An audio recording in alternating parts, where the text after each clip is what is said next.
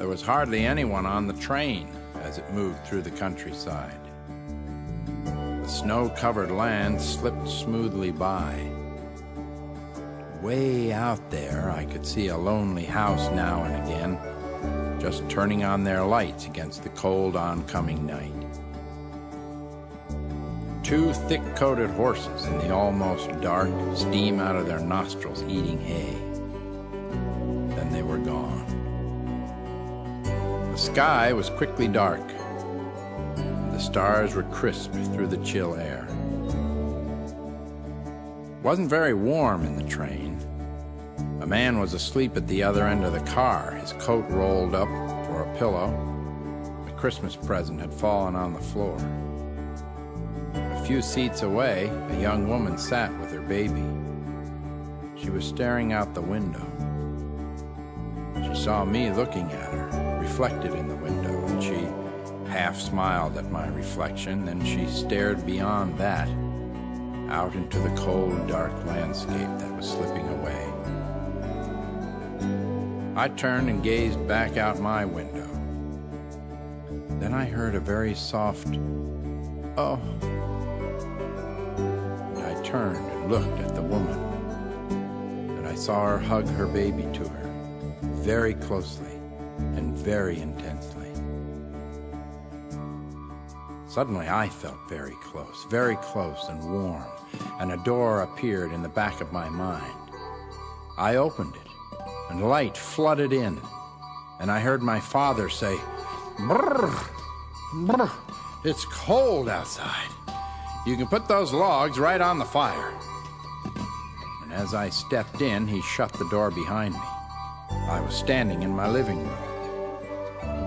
The Christmas tree was all lit up over by the front window.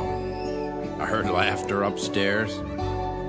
My mother came through the swinging kitchen door, carrying a plate of red and green frosted cookies. And behind her came the smell of roasting turkey like a gauze that draped around my head, like the smell of earth that hangs out in the ocean and lets you know home is just over the horizon.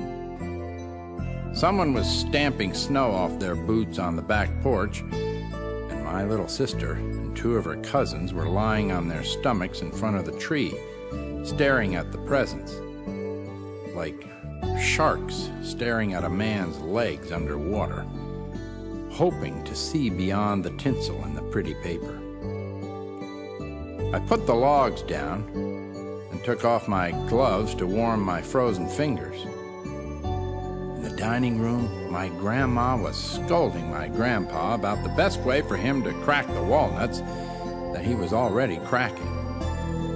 He looked at me through the doorway, shrugged his shoulders, and continued shelling the walnuts.